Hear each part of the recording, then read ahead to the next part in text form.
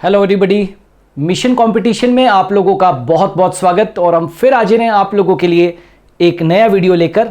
और आज का वीडियो शुरू करें उससे पहले मिशन कंपटीशन में जितना भी कंटेंट यहाँ पर प्रोड्यूस हो रहा है, यदि आप लोग चाहते हो कि उसका पीडीएफ अवेलेबल हो जाए तो आपको एक छोटा सा काम करना पड़ेगा। गूगल प्ले स्टोर पर जाकर super Guru the learning app को आपको डाउनलोड करना पड़ेगा। जब आप डाउनलोड कर लेंगे तो वहाँ पर आपको एक मिशन कंपटीशन का फोल्डर मिलेगा। बस वहाँ से आप सारे पीडीएफ्स को आप डाउनलोड कर सकते हैं। आज का वीडियो शुरू करें उससे पहले खूबसूरत पंक्तियाँ आप लोगों के लिए। जिस दिन एक सिग्नेचर ऑटोग्राफ में बदल जाए, याद रखना, जिस दिन तुम्हारा सिग्नेचर ऑटोग्राफ में बदल जाए तब मान लीजिएगा कि आप कामयाब हो गए हैं। तो अपने सिग्नेचर को ऑटोग्राफ में बदलने का पूरा प्रयास करो। ऑलराइट, चलते हैं, स्टार्ट करते हैं। और आज का जो मेरा वीडियो बेस्ड है वो सामान्य ज्ञान के ऊपर ही कुछ बहुत महत्वपूर्ण प्रश्नों का यहाँ पर संग्रह में लेकर आया हूँ। ये इसका भाग 2 है। अभी तक मैंने इसका एक भाग पहले और बना दिया है, उसमें भी मैंने बहुत महत्वपूर्ण क्वेश्चंस को डिस्कस किया था, राइट। और आज हम लोग फिर बहुत महत्वपूर्ण क्वेश्चंस को यहाँ पर डिस्कस कर रहे हैं। मृत्युदंड माफ करने की शक्ति राष्ट्रपति को संविधान के किस अनुच्छेद में, किस आर्टिकल से मिलती है? क्या कहा मैंने? मृत्युदंड माफ करने की शक्ति राष्ट्रपति को संविधान के किस अनुच्छेद में मिलती है? देखिए, कोई क्राइम करता है या अन्य किसी कारण से यदि उसको सुप्रीम कोर्ट ऑफ इंडिया या कोई भी देश का हाई कोर्ट या सुप्रीम कोर्ट उसको मृत्युदंड देता है, तो उसको माफ़ करने का जो अधिकार है मृत्युदंड को, वो केवल और केवल किसके पास में? उसको माफ़ करने की शक्ति जो है वो राष्ट्रपति के पास में। और राष्ट्रपति को ये शक्ति संविधान के अंदर जिस आर्टिकल के तहत दी गई है, जिस अनुच्छेद के तहत दी गई है, वो है अनुच्छेद 72। ये अनुच्छेद बहुत इंपॉर्टेंट होते हैं, इनको भूलना नहीं है। तो राष्ट्रपति को ये शक्ति है, संविधान में ये शक्ति दी गई है कि वो मृत्युदंड यदि किसी व्यक्ति को दिया जाता है तो वो उसकी शक्ति का यूज़ करके और उसको माफ़ कर सकता है। तो अनुच्छेद 72, आर्टिकल 72 में ये अधिकार राष्ट्रपति को दिया गया है। भारत के संविधान का कौन सा अनुच्छेद, भारत के संविधान का कौन सा अनुच्छेद राज्यपाल पद का प्रावधान करता है? मतलब भारत के संविधान के अंदर एक आर्टिकल ऐसा है जो उस अनुच्छेद के अंदर ये कहा गया है कि राज्यपाल का एक पद जो है वो सुसज्जित किया जाए। कहाँ पर? किसी भी एक राज्य के अंदर, किसी एक राज्य के अंदर एक गवर्नर या राज्यपाल का पद सुसज्जित किया जाए। तो भारत के संविधान का कौन सा अनुच्छेद राज्यपाल पद का प्रावधान करता है? मतलब कि राज्यपाल नाम का जो पद है, राइट, गवर्नर नाम का जो पद है, उसका प्रावधान आर्टिकल 153 के अंदर है। आर्टिकल्स भूलना मत, ये आर्टिकल्स बहुत महत्वपूर्ण है जो यहाँ पर शामिल किए गए। आर्टिकल 153, अनुच्छेद 153 के तहत संविधान के अंदर ये व्यवस्था है कि किसी एक राज्य का एक राज्यपाल का पद बनाया जाए। ठीक है ना। राज्य की कार्यपालिका का प्रमुख कौन होता है? राज्य की कार्यपालिका का, याद रखना, देश की बात नहीं हो रही है। राज्य की कार्यपालिका का प्रमुख कौन होता है? तो नेचुरल है कि उस राज्य का राज्यपाल यानी कि गवर्नर कार्यपालिका का मुखिया होता है, प्रमुख होता है। राज्य के जितने भी विश्वविद्यालय होते हैं उनका कुलाधिपति कौन होते हैं? राज्य के अंतर्गत, किसी भी एक राज्य के अंतर्गत जितने भी विश्वविद्यालय आते हैं उनके कुलाधिपति जो होते हैं वो कौन होते हैं?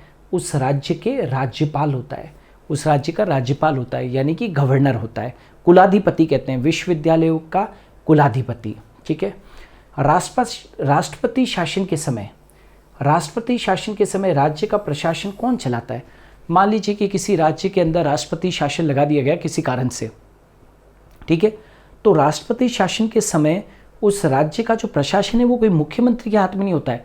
उस वक्त उस राज्य का प्रशासन जो है वो कौन चलाता है? तो राज्यपाल चलाता है। पूरा के पूरा जो है राष्ट्रपति शासन के दौरान, जब तक भी वो रहता है 6 माह तक, तो प्रशासन जो है वो कौन चलाता है? राज्यपाल चलाता है, याद रखिएगा। नेक्स्ट, राज्य में आपात स्थिति की घोषणा राज्यपाल संविधान के किस अनुच्छेद के तहत करता है? क्या कहा मैंने? राज्य में आपात स्थिति की घोषणा, राज्य में आपात स्थिति, देखिए देश में जो आपात स्थिति की घोषणा वो तो राष्ट्रपति के द्वारा होती है, लेकिन राज्य में कोई भी इमरजेंसी कंडीशन की जो घोषणा है, आपात स्थिति की घोषणा है, वो राज्यपाल संविधान के जिस अनुच्छेद के तहत करता है, जिस आर्टिकल के तहत करता है, वो कौन सा है? अनुच्छेद 92। याद रखना, क्या कहा मैंने? अनुच्छेद 92 के तहत, ठीक है, राज्यपाल इस अनुच्छेद के द्वारा राज्य में आपात स्थिति की घोषणा कर सकता है। भारत सरकार का विधि अधिकारी कौन होता है? भारत सरकार का विधि अधिकारी है ना, भारत सरकार का जो जिसको कहते हैं ना अटॉर्नी जनरल, ठीक है, भारत सरकार का विधि अधिकारी कौन होता है? महान्यायवादी।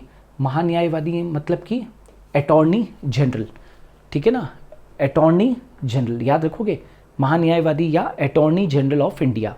ऑलराइट, नाउ महान्यायवादी यानी कि अटॉर्नी जनरल की नियुक्ति कौन करता है?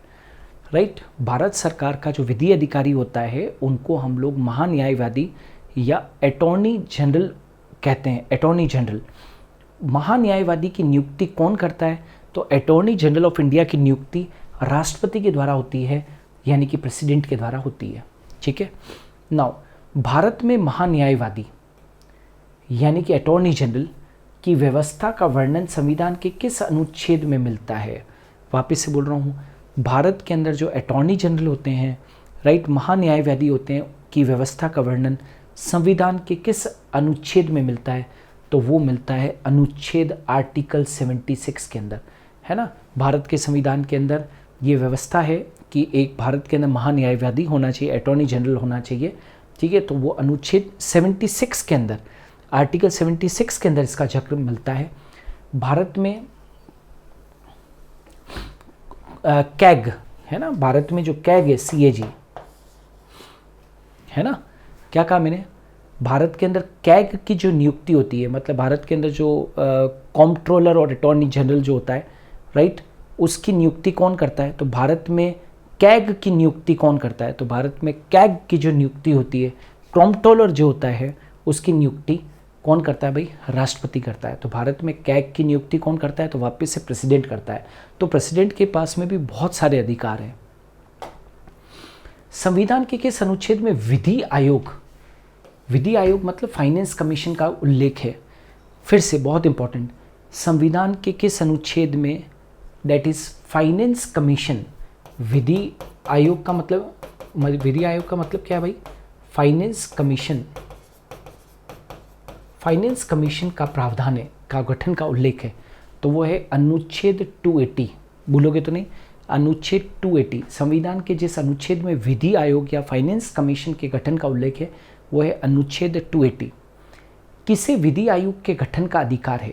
किसे विधि आयोग के गठन का अधिकार है? तो विधि आयोग यानी कि जो फाइनेंस कमीशन है उसके गठन का जो अधिकार है वो केवल किसको है? राष्ट्रपति को, देश के राष्ट्रपति को है। ठीक है, विधि आयोग में कौन कौन होते हैं? तो हमेशा याद रखना, फाइनेंस कमीशन के अंदर विधि आयोग में एक तो चेयरमैन होता है, अध्यक्ष होता है, और 4 अन्य क्या होते हैं? सदस्य होते हैं। हमेशा याद रखना, विधि आयोग के अंदर एक चेयरमैन होता है और 4 अन्य सदस्य होते हैं। ऑलराइट, उच्चतम न्यायालय का गठन किस प्रावधान के तहत हुआ है? बहुत इंपॉर्टेंट, वेरी वेरी इंपॉर्टेंट। उच्चतम न्यायालय, सुप्रीम कोर्ट ऑफ इंडिया का गठन किस प्रावधान के तहत हुआ है? तो ये संविधान के अनुच्छेद 124 के तहत, संविधान के अनुच्छेद यानी कि संविधान का, इंडियन कॉन्स्टिट्यूशन का जो आर्टिकल 124 है उसके तहत उच्चतम न्यायालय का गठन किया जाना चाहिए। उच्चतम न्यायालय का गठन उसके तहत हुआ है। ठीक है, वर्तमान में उच्चतम न्यायालय में न्यायाधीशों की संख्या कितनी है? तो अभी वर्तमान में न्यायाधीशों की संख्या जो है टोटल चीफ जस्टिस के साथ में अभी हमारे भारत के अंदर न्यायाधीशों की जो संख्या है वो कितनी है? 33 है।